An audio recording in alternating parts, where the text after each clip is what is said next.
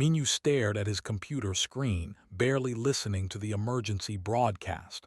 The government official's face was serious, her voice steady as she announced the lockdown. 2 weeks minimum. Everyone had to stay inside. No exceptions. He glanced across the living room at his roommate. Ross sat on the couch, her blue skin looking paler than usual under the apartment lights. She was watching the broadcast too, her large, dark eyes fixed on the screen. Her long fingers tapped nervously against her knee. 2 weeks, Minyu said, trying to sound cheerful. That's not too bad, right? We have enough food, the internet still works. We'll be fine. Ra nodded slowly. She had been living on Earth for 3 years now, studying human culture and working as a translator. She and Minyu had been roommates for 6 months. It had been a good arrangement. She was quiet and clean. He worked from home as a software engineer, so he was used to staying inside anyway. The lockdown had started because of some pathogen. It affected humans and several alien species, including like Ra. The government wanted to stop it from spreading. Made sense. Seoul was crowded enough already without adding a pandemic to the mix. The first 2 days passed normally. Minyu worked at his desk in his bedroom. Ra studied in the living room. They ate meals together, watched television, talked about nothing important. It was comfortable. Easy. On the third day, everything changed. Minyu woke up early around 6 in the morning. He shuffled to the kitchen to make coffee. The apartment felt warm. Too warm. He checked the thermostat. 24 degrees. That was normal for March in Seoul, but something felt off. He heard a sound from Ra's room. A low groan like someone in pain. Minyu froze, coffee cup halfway to his lips. He set it down carefully and walked to her door. "Ra, you okay?" No answer, just another groan. Minyu knocked. "I'm coming in, okay?" He opened the door. Ra was curled up on her bed, wrapped in blankets despite the warm temperature. She was shaking. Her skin, usually a soft blue like a clear sky, had darkened to deep purple. "Hey, what's wrong?" Minyu rushed to her side. He reached out but stopped, unsure if he should touch her. Different species, different rules about contact. Ra's eyes opened. They were glassy, unfocused. "Hot," she whispered. "So hot." Minyu touched her forehead carefully. She was burning up. Way too hot for her. He had learned from living with her that her species ran cold, preferring temperatures around 15 degrees. They came from a planet with long, cold seasons. "I need to call a doctor," Minyu said, pulling out his phone. "No," Ra's hand shot out and grabbed his wrist. Her grip was weak but desperate. "No doctors, locked down, they can't come." "Then I'll call an ambulance. This is an emergency." "No." She pulled herself up to sitting, the blankets falling away. She was wearing a thin sleeping shirt and Minyu could see that her whole body had that dark purple color. She was sweating. Not sick. Not like you think." Minyu sat down on the edge of her bed. "Then what is it? You look terrible, no offense." Ra was quiet for a long moment. When she finally spoke, her voice was so soft he almost missed it. "The burning season." "The what?" "It's a biological cycle for my species. It happens every few years. Usually I go to a medical facility. They have special rooms, cold rooms, temperature controlled, but everything is closed for lockdown." She looked away, embarrassed. "I forgot it was coming. I should have prepared." Minyu tried to process this. "Okay, so you need cold temperatures, that's it." "It's not that simple. My body temperature rises. I need to stay below 10 degrees or I get sick. Very sick. The fever can be dangerous. Without proper cooling I could." She trailed off. "You could what?" "Die." The word hung in the air between them. Minyu stood up quickly. "Right, okay, we can do this. We can figure this out." He was already thinking, his mind racing through possibilities. "The air conditioning. Can we turn it way down?" "Broken," Ra said weakly. "I reported it last week. Maintenance said they'd fix it, but now with lockdown." "Right, no maintenance." Minyu paced the small room. Okay, ice, we have ice, the freezer, and I can. He stopped. Wait here, just stay in bed, I'm going to fix this. He ran to the kitchen and yanked open the freezer. 2 ice trays. That was it. Not nearly enough. He grabbed them anyway and ran back to Ra's room. He dumped the ice into a plastic bag and wrapped it in a towel. Here, put this on your neck and your forehead. Ra took it gratefully, pressing it against her skin. She sighed with relief. Minyu pulled out his phone and started typing messages. Their neighbors, all of them. He sent the same message to everyone in their building. Emergency. Need all spare ice. Will pay. Leave outside apartment 407. Within 20 minutes, there were 5 bags of ice outside their door. Minyu brought them all inside and dumped them into the bathtub. He added cold water from the tap. Can you walk? He asked Ra. She nodded, standing slowly. Minyu helped her to the bathroom. She looked at the ice bath and then at him. Get in, he said gently. It'll help. I'm sorry, she whispered. This is so embarrassing. In my culture, the burning season is. We don't talk about it, we hide it. And now you have to see me like this. Hey, Minyu waited until she looked at him. We're friends, right? Friends help each other. That's what humans do. Now get in the bath before you collapse. Ra nodded and stepped into the cold water, still wearing her sleeping clothes. She sank down with a shuddering gasp. The purple of her skin started to lighten slightly. Minyu grabbed a chair from the kitchen and set it next to the bathtub. I'm going to stay here, make sure you're okay, and I'm going to figure out how to keep you cool for the next 2 weeks. I promise. Ra looked at him, her eyes filling with something that might have been tears. Thank you, Minyu. He managed a smile. Don't thank me yet, we've got a long way to go. He didn't tell her that he was terrified, that he had no idea what he was doing, that he was just making it up as he went along. But that was okay. Being human meant adapting. It meant solving problems even when you didn't have all the answers. It meant not giving up, even when things seemed impossible. Minyu pulled out his phone and started researching everything he could find about biology. He had 2 weeks to keep his friend alive. He was going to need a plan. The ice in the bathtub melted faster than Minyu expected. Within 3 hours, it was just cold water, and Ra's skin was darkening again, shifting back toward that dangerous purple color. More ice, she said through chattering teeth. Need more. Minyu had already thought of that. He had sent out more messages, this time offering money for ice, but there was only so much ice in the building. Eventually, they would run out. He needed a better solution. Minyu sat on the bathroom floor with his laptop, scrolling through articles about cooling systems and biology. Ra had given him her medical access codes so he could read restricted files. He learned that came from a planet called, where temperatures rarely went above 5 degrees. Their bodies weren't built for Earth's warmth. During the burning season, their internal temperature rose dramatically. It was like a fever, but natural, biological. In medical facilities, they used special chambers that kept the air below freezing. Without that cooling, the fever could cause organ damage, brain damage, death. Minyu read about one case where a died from the burning season. It had happened on a space station where the cooling system failed. The description was clinical, cold, but it terrified him. He couldn't let that happen to Ra. Minyu, her voice was weak. I feel strange, my head is fuzzy. He looked up from his laptop. Her eyes were half closed. The water in the tub had gone lukewarm. He touched her shoulder gently. Her skin was hot through the wet fabric. Stay with me, he said. I'm working on something.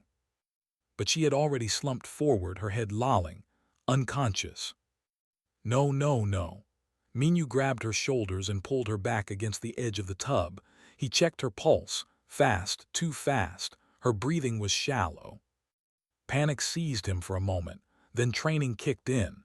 He had taken a first aid course years ago. The basics were the same across species. Keep the airway open. Monitor vital signs. lower the temperature. He drained the tub and refilled it with the coldest water the tap would give. He added the last of the ice.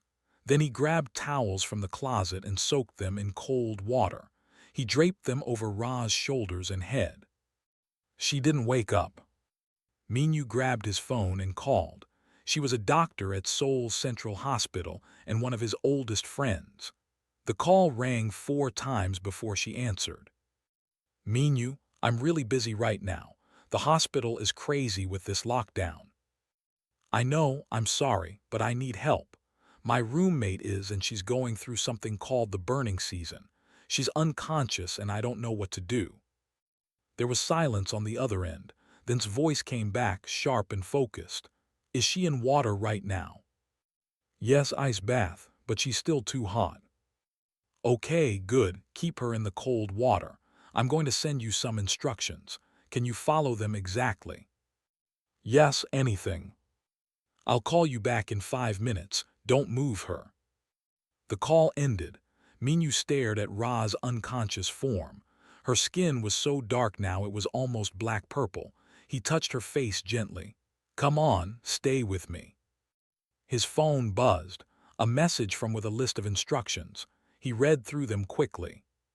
First, he needed to make a cooling vest. He grabbed gel packs from the freezer, the ones he used for back pain. He found an old tank top in his closet and used safety pins to attach the gel packs to the inside. It looked ridiculous, but it might work.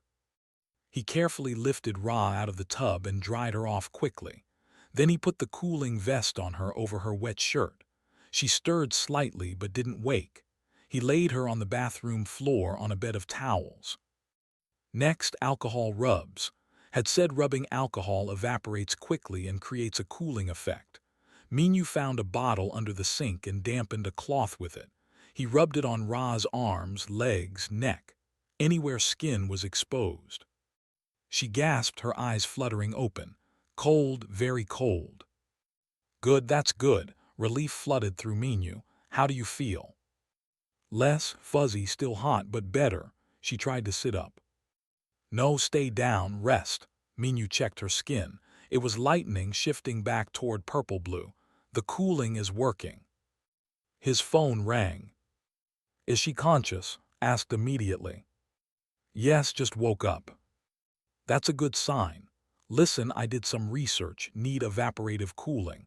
Their skin is designed for it. That's why the ice bath wasn't enough. You need air flow, moving air. Can you set up fans?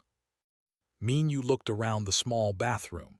Yeah, I have a few computer fans and a standing fan in the living room. Use them, create a wind tunnel effect, and keep the alcohol rubs going. Every 30 minutes, the evaporation will help more than cold water alone.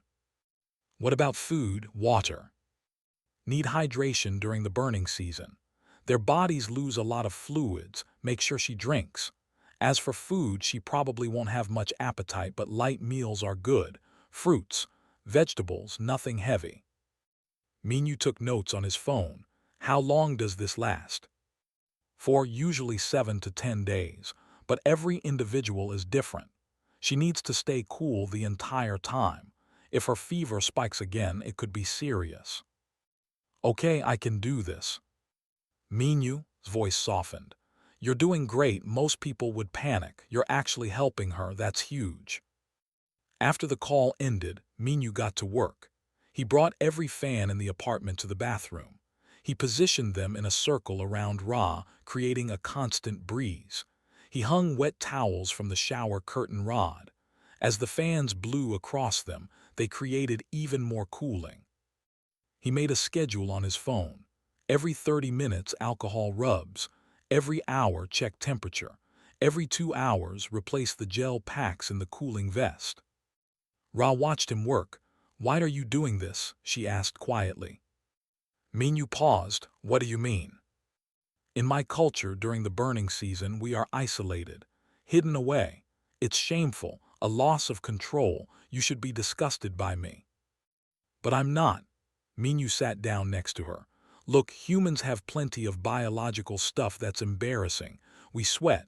We get sick. Our bodies do things we can't control, but we don't hide from each other. We help. That's what makes us strong. Ra's eyes were wet. I was so afraid. When I realized what was happening, I thought I would die here, alone. You're not alone, Minyu smiled. You're stuck with me and I'm pretty stubborn. I don't give up easily. She reached out and took his hand. Her skin was still warm but not burning. Thank you, Minyu. I don't know what I did to deserve a friend like you. You exist, that's enough. He squeezed her hand gently. Now rest. I need to go gather more supplies. We've got a week ahead of us. As Ra closed her eyes, Minyu stood and surveyed his makeshift medical room. It wasn't perfect. It wasn't even close to what a real medical facility could provide. But it was something, and something was better than nothing. He thought about what it said. Most people would panic, but Minyu wasn't most people. He was human. And humans were good at one thing above all else: adapting. They took impossible situations and found solutions. They used whatever they had however they could. They improvised. And they never, ever gave up on their friends. By day 6, Minyu hadn't slept more than 2 hours at a time. He existed in a haze of exhaustion, moving from task to task on autopilot. Check Ra's temperature. Apply alcohol rubs. Replace cooling packs. Make sure she drank water. Repeat. The makeshift cooling system worked, but barely. Ra's fever kept trying to spike. Every few hours her skin would darken and she would start shaking. Minyu would rush to cool her down again, adding more ice, more fans, more wet towels. He had turned the entire apartment into a cooling facility. The bathroom was the main station, but he had backup supplies in every room. His bedroom floor was covered with frozen gel packs. The kitchen freezer ran constantly, making ice. The living room had become a storage area for medical supplies ordered online and delivered to their door. The power had started browning out. Not completely, but enough to make the fans flicker. Enough to make Minyu's heart race with fear. If they lost power, they lost the fans. If they lost the fans, Ra's temperature would spike within minutes. He kept a backup battery pack charged at all times. It could run one fan for about 2 hours. Not much, but better than nothing. On the 6th night, everything fell apart. Minyu had dozed off sitting against the bathroom wall. He jerked awake to the sound of the apartment door opening. His eyes flew open. Ra was standing in the doorway, dressed in a jacket and shoes. Her skin was dark purple, almost black. "Ra, what are you doing?" She didn't look at him. Her eyes were unfocused, staring at something only she could see. "Must go home. Ice caves, the cold caves, they're waiting." Minyu scrambled to his feet. "Hey, no, you're not going anywhere. That's the fever talking." "The caves," she repeated, her voice distant. "Can't stay here, too hot. The caves are cold, safe." She reached for the door handle. Minyu grabbed her arm. "Ra, listen to me. You're on Earth. There are no ice caves here. You need to stay inside." She pulled away from him with surprising strength. "Let go. Must reach the caves. Family is waiting." Her family was light years away on. She was delirious. The fever had gotten into her brain. Minyu positioned himself between her and the door. "I can't let you leave. You'll get arrested, or hurt, or lost." "Move." Her voice was sharp now, angry. "Don't understand. Need cold, need home." "I know, but this is your home now, this apartment, and I'm going to keep you safe." Minyu held up his hands, trying to look non-threatening. "Please, come back to the bathroom. I'll make it colder, I promise." Ra lunged for the door. Minyu caught her around the waist. She was taller than him but weaker from days of fever. Still, she fought him, pushing and struggling. "Let me go. The caves. I need the caves." "There are no caves." Minyu held on, even as she elbowed him in the ribs. "Ra, please, you're sick, you're confused. I'm trying to help you."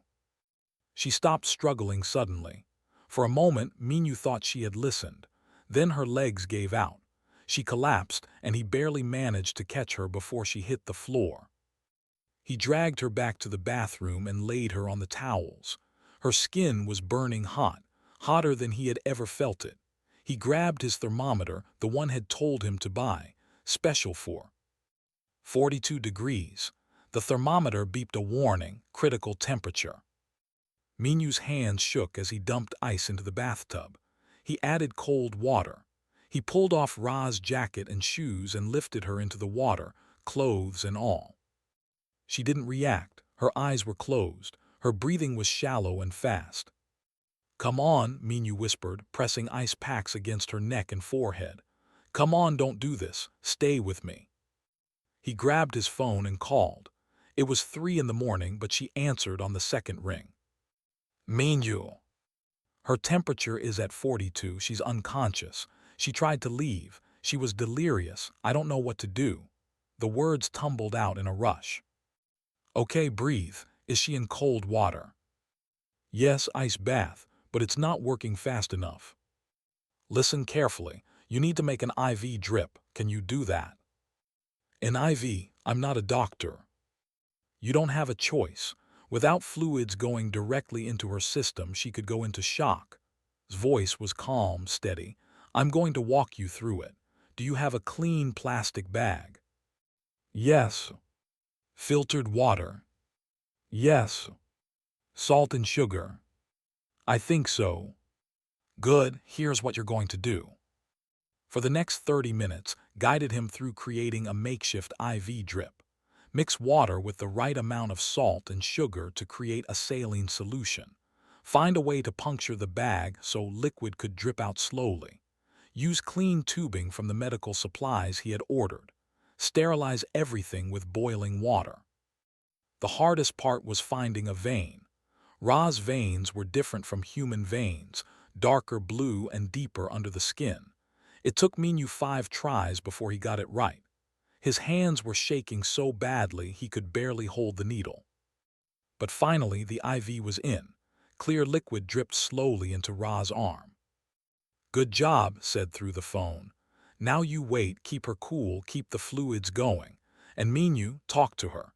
Even if she can't respond, hearing your voice might help." After hung up, Minyu sat on the floor next to the bathtub. He was so tired he could barely think straight, but he started talking anyway. "Hey Ra, it's me, Minyu. You're going to be okay, I promise." His voice cracked. "I know you can't hear me right now, but I'm still going to talk, because that's what friends do, right?" He told her about the first time they met, how awkward it had been. He had never lived with an alien before. He didn't know what to say, how to act, but Ra had been patient with him. She had taught him about culture. They had learned to live together. "You taught me a lot," Minyu said softly. "About your planet, your people. You showed me that different doesn't mean bad, just different." He wiped his eyes. "And now I'm going to show you something about humans. We don't give up, even when things look impossible, especially then." Hours passed. The sun came up. Light filtered through the bathroom window. Minyu kept talking, his voice hoarse. He talked about everything and nothing.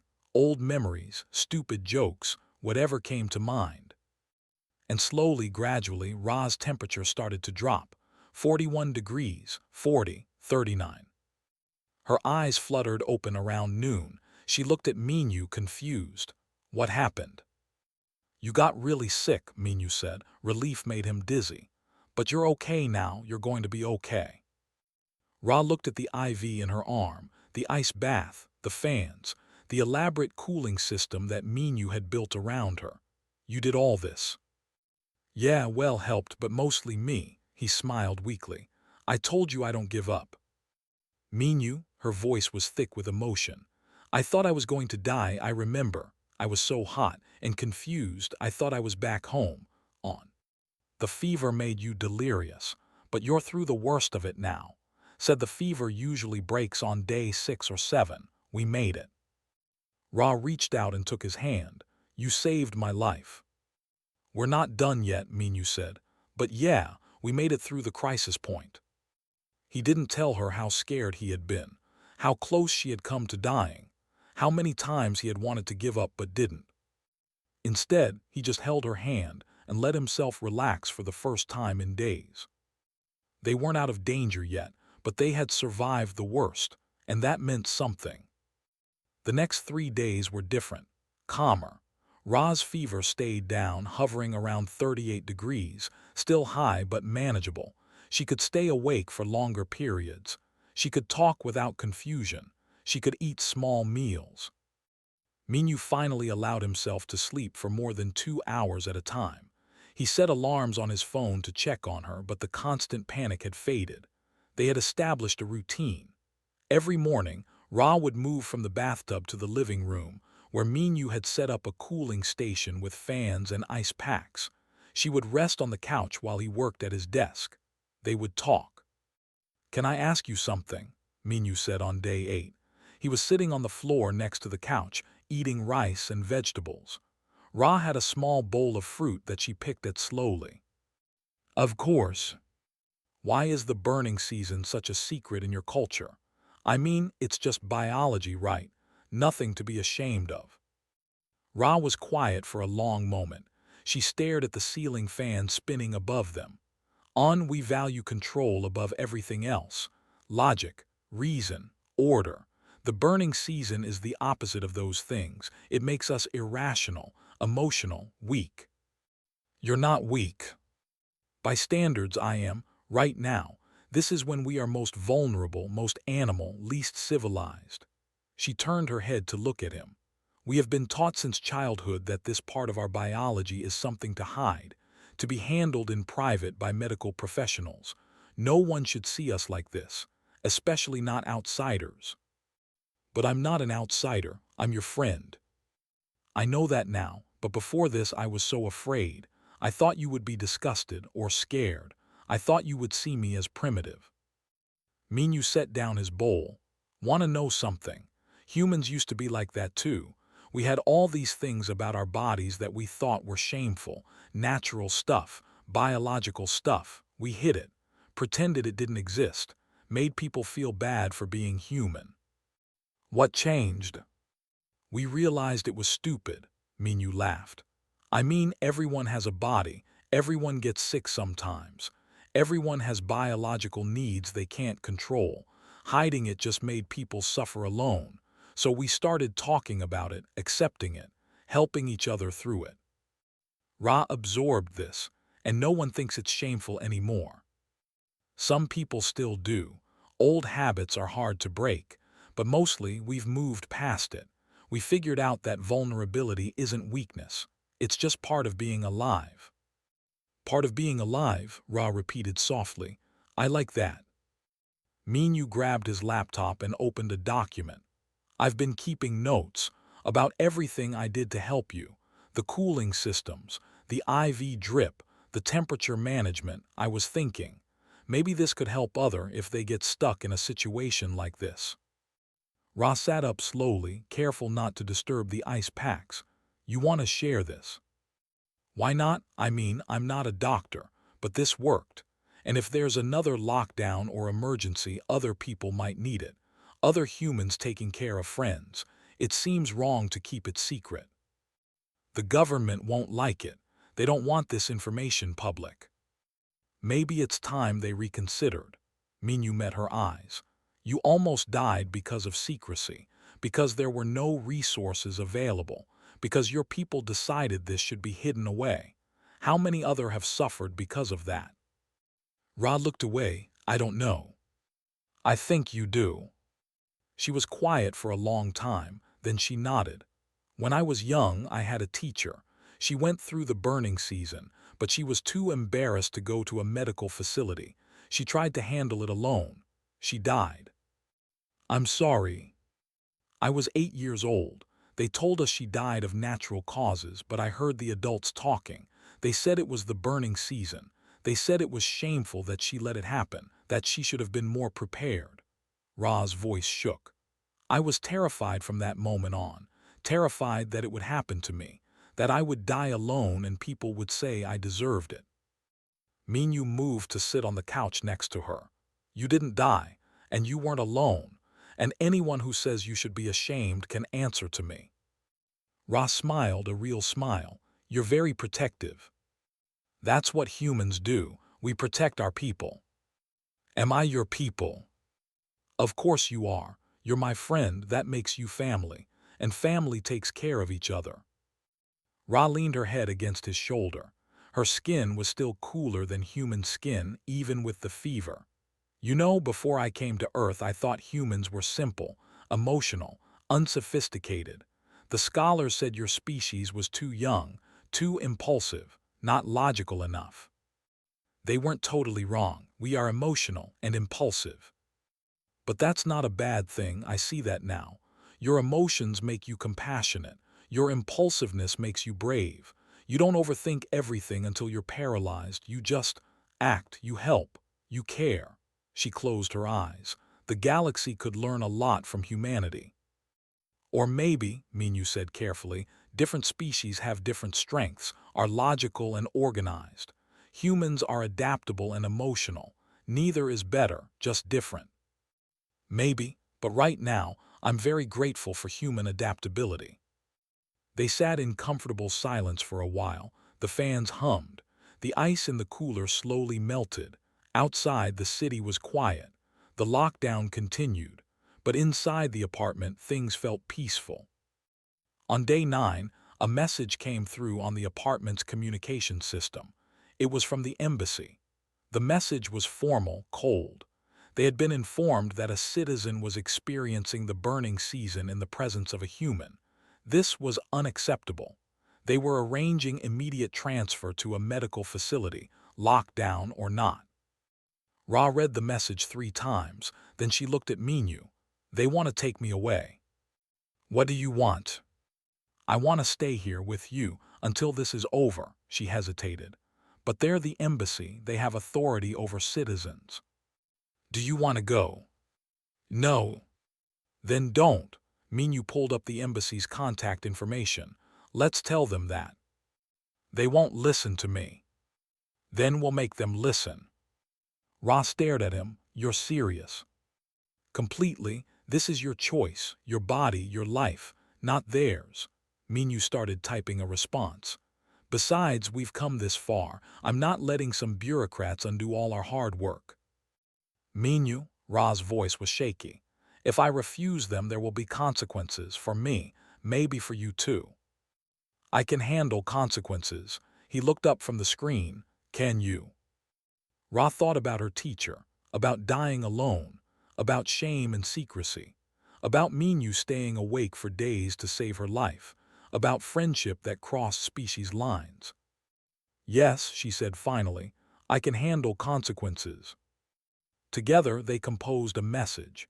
It was polite but firm. Ra was in stable condition. She was receiving adequate care.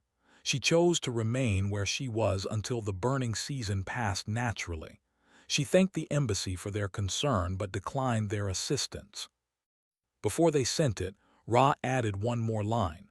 Furthermore, I believe it is time for society to reconsider our treatment of the burning season. Secrecy helps no one. Compassion should not be bound by species. Minyu read it and grinned. That'll get their attention. That's the idea. They sent the message. Then they waited to see what would happen next. The response from the embassy came within hours. It wasn't a message. It was a video call request. Ra looked at Minyu nervously. They want to talk face to face, she said. That's not good. We knew they would push back. Minyu sat down next to her on the couch. You don't have to do this alone. I'll be right here. Ra took a deep breath and accepted the call. The screen filled with the image of an older male in formal robes. Behind him were 3 other, all looking stern and disapproving. Ra, the lead said, his voice was cold. I am Ambassador. We are deeply concerned about your situation. I appreciate your concern, Ambassador. But as I said in my message, I am stable and well cared for. You are going through the burning season in the presence of a human. His face showed disgust. This is completely inappropriate, shameful. What were you thinking? I wasn't thinking, I was dying. Ra's voice was steady. The lockdown prevented me from reaching a medical facility. Minyu saved my life. Glanced at Minyu, barely acknowledging him. Nevertheless, this cannot continue. We have arranged for a medical transport. Lockdown exemption has been granted. You will be transferred tonight." "No." The single word hung in the air. Eyes widened. "Excuse me." I said no, I'm not leaving. Ross sat up. "I choose to stay here until the burning season passes naturally." "This is not a choice you can make. You are a citizen. You have responsibilities, standards to uphold." "What standards?" Ra's voice rose. "The standard that says we should hide our biology. The standard that says natural processes are shameful. The standard that values pride over survival." "You don't understand what you're saying. The fever has affected your judgment." "My judgment is fine. Actually, it's clearer than it's ever been." Ra leaned toward the screen. "Do you know how many have died from the burning season? Because they were too ashamed to seek help, because they tried to handle it alone."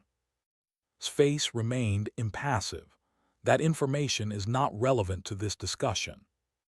"It's completely relevant. We have created a culture of shame around something natural, something biological, and people are dying because of it." Ra gestured to Minyu. "This human who barely knew anything about my species created a cooling system with household items. He kept me alive using fans and ice and research. He didn't judge me. He didn't shame me. He just helped. He is not trained, not certified. His methods are dangerous. His methods worked. I'm alive because of him." One of the other on the screen spoke up. "What you're suggesting would fundamentally change our society. The privacy of the burning season is sacred. It has been our way for thousands of years." "Maybe our way is wrong." Ra's hands were shaking, but her voice stayed strong. "I almost died, and I would have died believing that needing help made me weak, that showing vulnerability made me less. Minyu taught me something different.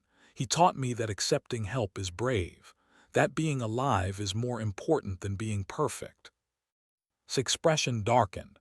"If you refuse to return, there will be consequences. Your position at the Translation Bureau will be reviewed. Your citizenship status could be affected." "Then let there be consequences." Ra looked at Minyu, then back at the screen. "I would rather face consequences than live in fear, and I would rather speak the truth than protect a lie." "You are making a mistake." "Maybe, but it's my mistake to make."